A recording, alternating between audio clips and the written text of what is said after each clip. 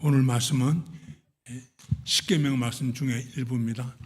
출애굽기 20장 1절부터 6절까지 우리 합독하겠습니다. 다 같이 일어나셔서 하나님의 말씀을 읽는 시간인데, 시작. 하나님이 이 모든 말씀으로 말씀하여 이르시되, 나는 애굽 땅 종되었던 집에서 인도하여 낸 너 하나님 여호와니라. 너는 나 외에는 다른 신들에 내게 두지 말라. 너를 위하여 새긴 우상을 만들지 말고, 또 위로 하늘에 있는 것이나 아래로 땅에 있는 것이나 땅 아래 물속에 있는 것이 어떤 형상도 만들지 말라. 그것들에게 절하지 말며 그것들을 섬기지 말라. 다 너 하나님 여호와는 질투하는 하나님인즉, 나를 미워하는 자는 나를 기뻐하되 아버지로부터 아들에게 나를 사랑하고 내 계명을 지키는 자에게는 천대까지 은혜를 나누느니라. 아멘. 앉으시면서 옆 사람에게 하나님을 사랑합시다. 하나님을 사랑합시다. 하나님을 사랑합시다. 지금은 세계가 전쟁 중입니다. 우크라이나 전쟁은 4년 2개월이 지났는데 아직도 전쟁 중입니다. 그런데 성경에도 보면은 하나님의 전쟁이 많습니다. 하나님은 평화의 하나님이신데, 여호와 샬롬이신데 왜 하나님이 전쟁하시는가? 하나님의 전쟁은 우상과의 전쟁입니다. 밖으로 가나안 땅에 있던 7 족속의 우상과의 전쟁이고, 내부적으로는 성경 전체에서 이스라엘 속에 있는 우상과 싸우시는 하나님의 전쟁이 성경에 기록되어 있습니다. 오늘 십계명 말씀은 저와 여러분이 늘 좋아하고 어릴 때부터 십계명 외우고 암송하고 또 상도 받고 그렇게 하던 귀한 말씀입니다. 십계명은 사랑이죠. 그러니까 애굽의 우상 숭배에서 찌들었던 이스라엘 백성을 해방시켜서 출애굽시키셔서 하나님께서 사랑하는 하나님 백성으로 입양하는 그 서약서가 십계명입니다.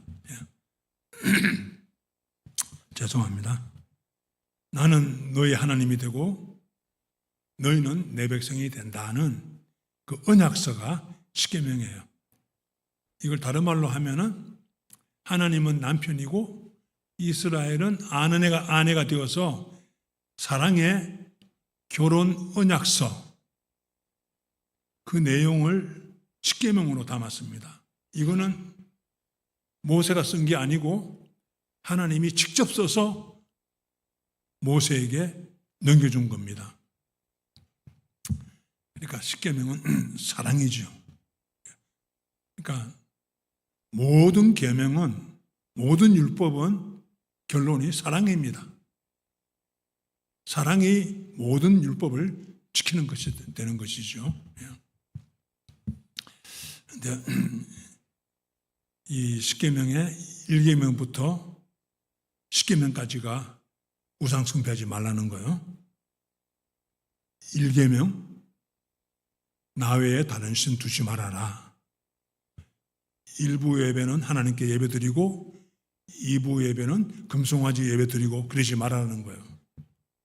두 번째 계명은 너가 너를 위해서 우상 만들지 말아라. 셋째 계명은 나의 이름을 망명되이 일컫지 말아라. 하나님의 이름을 이용해서 너의 이름을 높이고 바벨탑을 쌓아서 너의 이름 높이지 말라는 거죠. 네 번째 계명이 안식일을 기억하여 거룩히 지키라는 것입니다. 안식은 우상 숭배자에게는 안식이 없습니다. 성경은 특히 이사야서는 우상 숭배를 많이 다루는데 악인에게는 평화가 없다. 이사야 48장 마지막 절, 이사야 54장 마지막 절에 악인에게는 평화가 없다. 말은 우상 숭배하게 되는 순간부터는 평화가 없습니다. 마음의 안식이 없습니다. 쫓기고 긴장하고 두려움에 시달리게 됩니다. 그리고 십계명의 마지막 계명인 10번째 계명은 탐내지 말라 그랬습니다. 탐내는 것은 골로새서에 보면 3장에 우상 숭배입니다. 골로새서 3장 15절에 탐욕은 우상 숭배니라. 그러니까 십계명 시작부터 마지막까지가 사랑의 반대는 우상이라는 거예요. 하나님보다 더 사랑하는 것은 영적인 간음이고 이거는 하나님의 대적이다. 하나님이 가장 마음이 아프고 슬픈 게 이스라엘의 우상 숭배입니다. 하나님을 버리는 게 아니에요. 두 신을 섬기는 겁니다.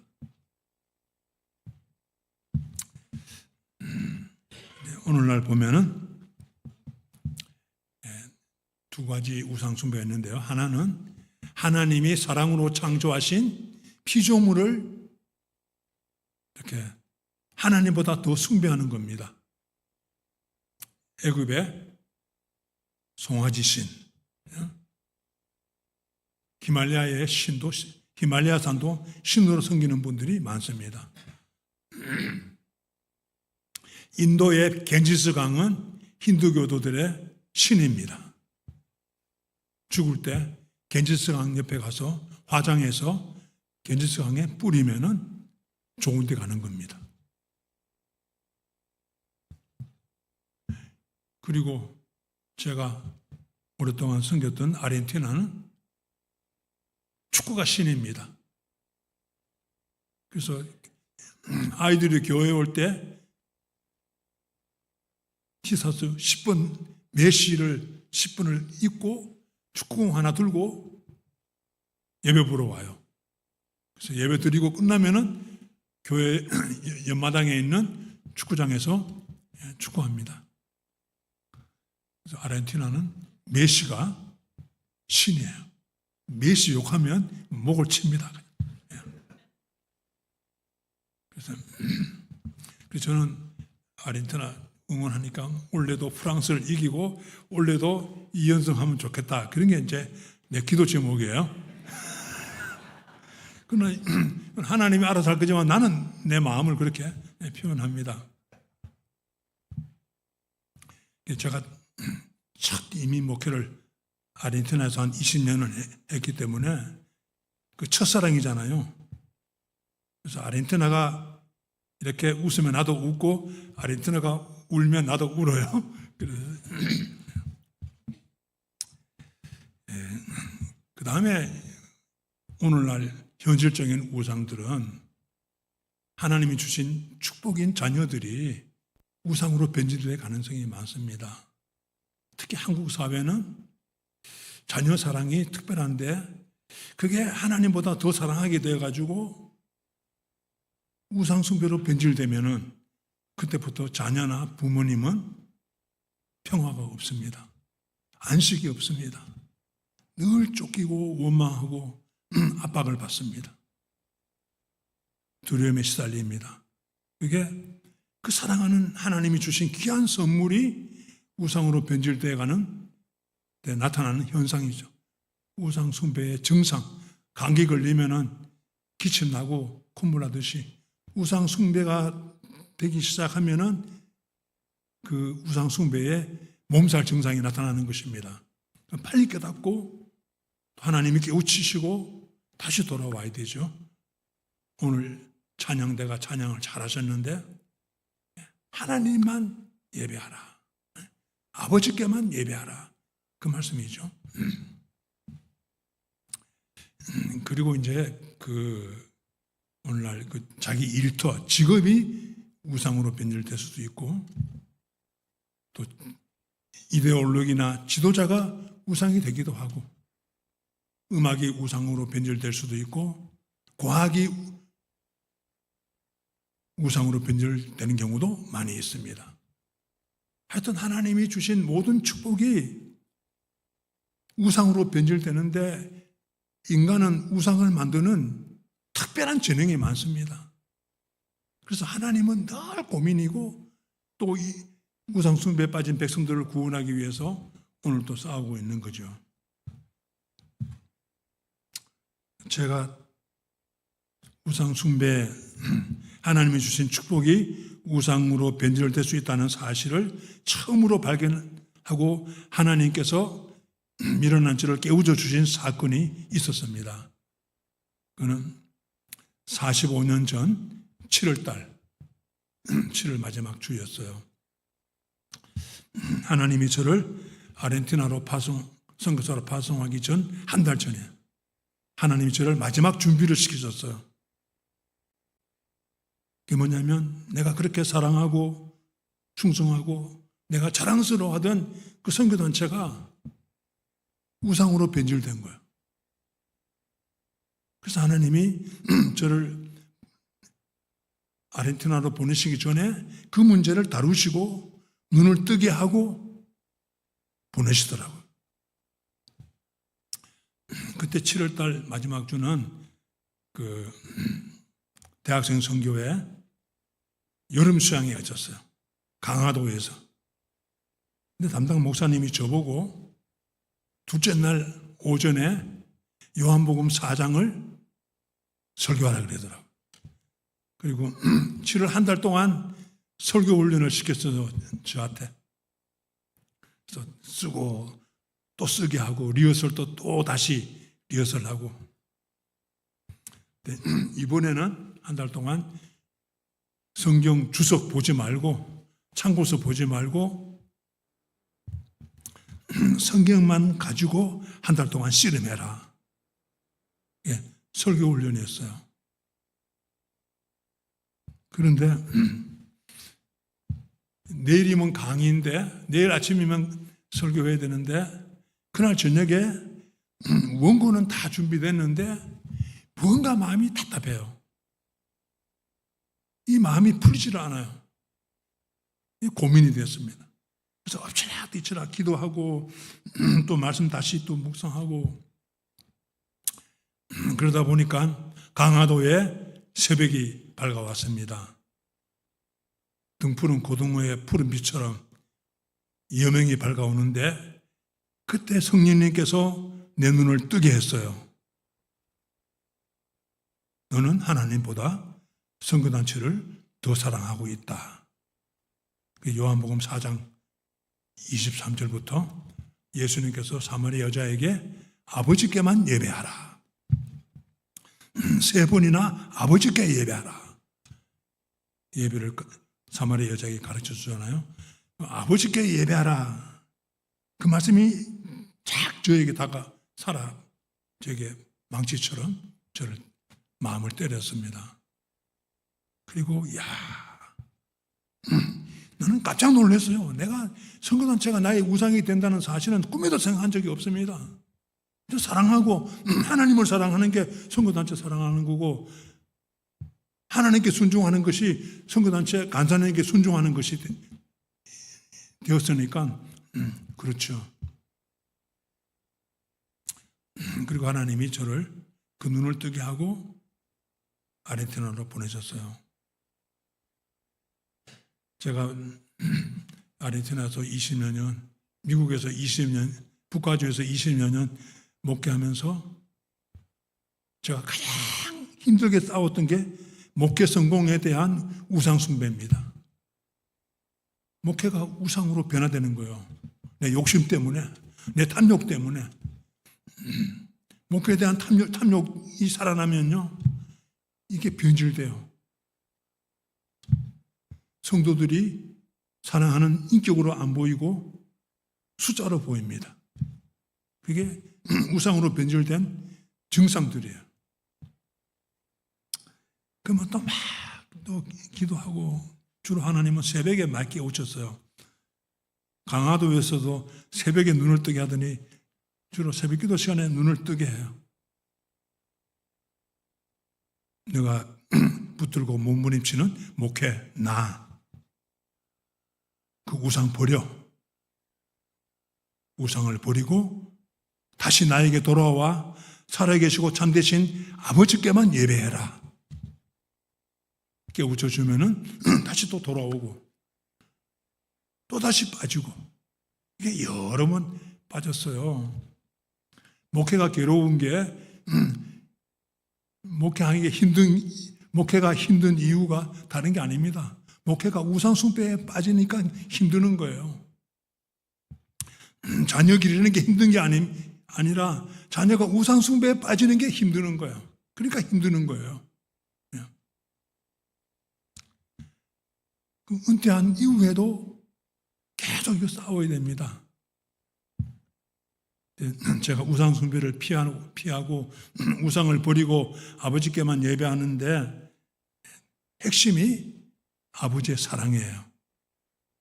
아버지의 사랑. 오늘 또 오늘 찬양대 설교가 내 설교를 그대로 다 핵심을 다 말했어요. 찬양대 박수 한번 합시다. 수고하셨습니다.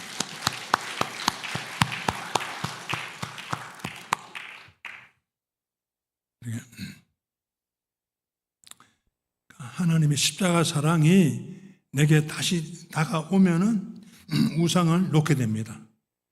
인간적인 힘으로, 머리로, 신학 지식으로는 우상을 놓을 수 없어요.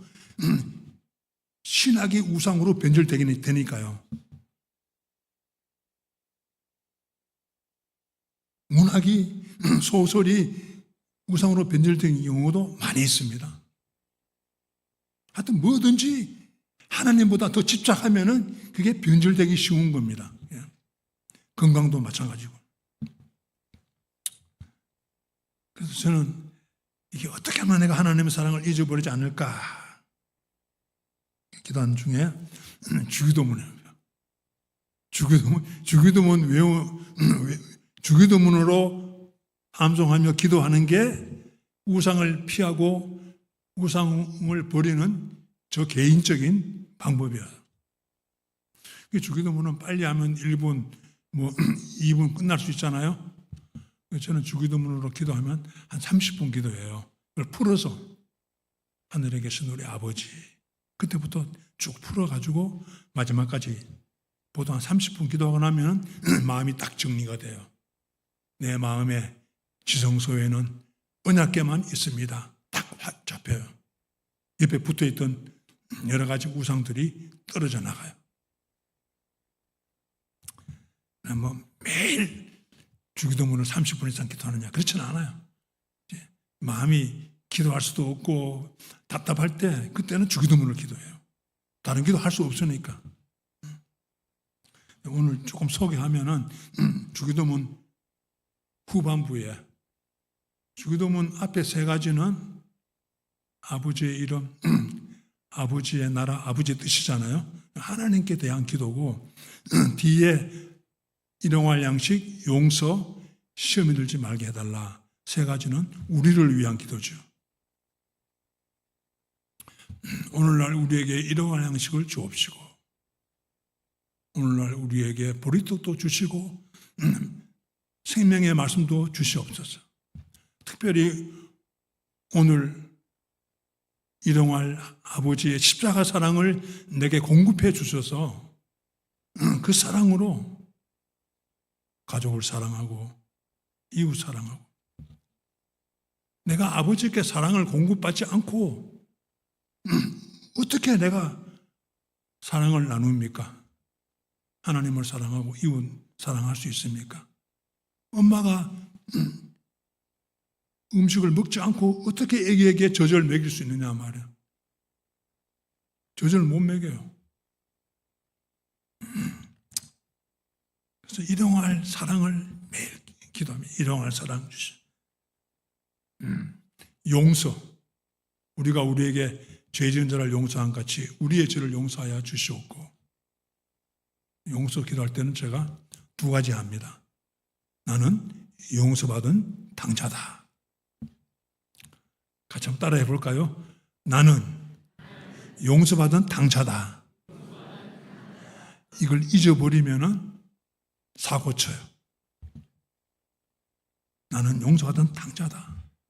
그러면 부부싸움이 끝나요.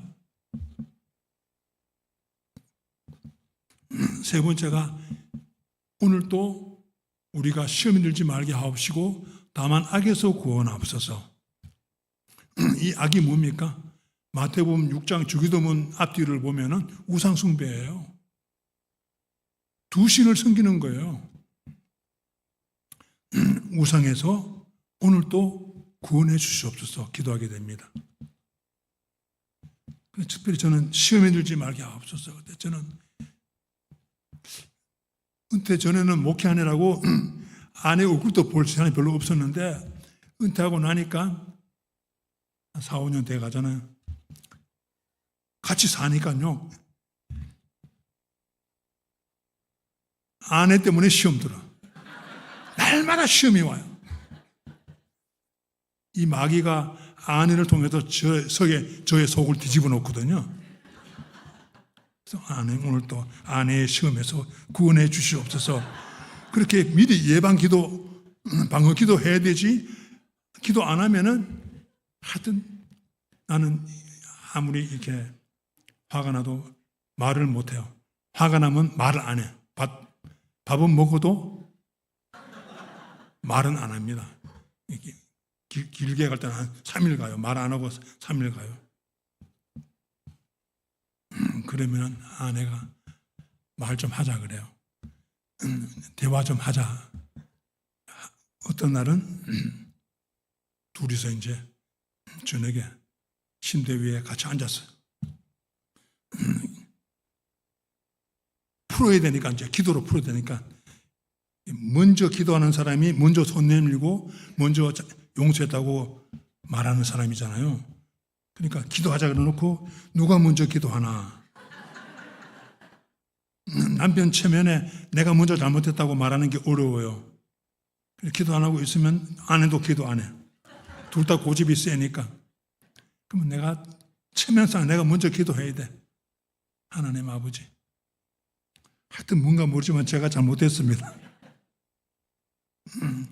제가 가정 살림에 무관심하고 목회에 빠져가지고 자녀들 잘 못 돌보고 가정을 제대로 못 돌본 거 회개합니다. 그러면 아내가 아멘해요. 이제 아내 기도할 차례잖아요. 근데 어떤 날은 아내가 기도를 안 해. 그냥 훅 울고 있어요. 그랬더니 한마디 했습니다. 아버지, 인연을 불쌍히 여기소서. 나는 그게 천둥치는 줄 알았어요. 인연을 불쌍히 여기소서, 아버지. 그 인연을 불쌍히 여달라는 기도를 듣는 순간 제가 깨달아지는 게 두 가지였어요. 아내가 나보다 하나님과 더 친하구나. 나는 뭐 거룩하신 하나님, 뭐 영광의 하나님, 그냥 아버지 인연을 불쌍히 해달라는 기도가 하나님과 아내가 얼마나 가깝고 친한가를 그때 깨달았습니다. 그전까지는 내가 아내보다 믿음도 좋고 더 헌신하고 교만에 빠져가지고 그랬는데 아내가 더 주님과 친하구나. 그리고 내가 얼마나 아내를 모르고 살았는가 깨달았습니다. 그래서 은퇴하고 나서 내가 결심했어요. 이제부터 땅에서는 아내밖에 없다. 아내가 가자면 가고 아내가 밥 먹자고 하면 먹고 아내가 노 하는 거는 나는 안 한다. 나는 죽고 아내만 산다. 그렇게 딱 기도하고 결심했는데 그게 안 그래요. 또 아내한테 대들어. 겉으로는 그만하니까 말 못하고 속으로 대들어요. 그래서 나는 죽을 때까지 기도해야 돼. 오늘도 아내로부터 시험 들지 않게 하여 주시고 겸손하게 아내의 심부름 잘하고 아내가 시키는 것 그대로 이유를 묻지 말고 머뭇거리지 말고 책 보다가도 바로 책 듣고 바로 순종하게 해 주시옵소서. 이게 제 기도입니다. 요즘 기도예요. 내 힘으로는 안 돼. 막 성질나고 말을 안 해도 성질나고 막 속에 불이 나니까. 그걸 내가 표현 안 합니다. 나는 평화주의자니까 표현 안 해요. 그러나 속에서는 다시 또 기도하고. 그러니까 나는 평생 기도해야 됩니다. 주님의 도움 없이는 가족을 사랑할 수 없어요. 그래서 또 기도하고. 그래서 주기도문. 내 경우는 주기도문으로 하나님의 선물과 하나님의 축복이 우상으로 변질되는 것을 피하고 하나님만 섬기는 평화와 자유와 담대함과 기쁨을 누리고 있습니다. 그렇게 되기를 여러분들도 그렇게 되기를 주님의 이름으로 축복합니다. 아멘. 기도하겠습니다.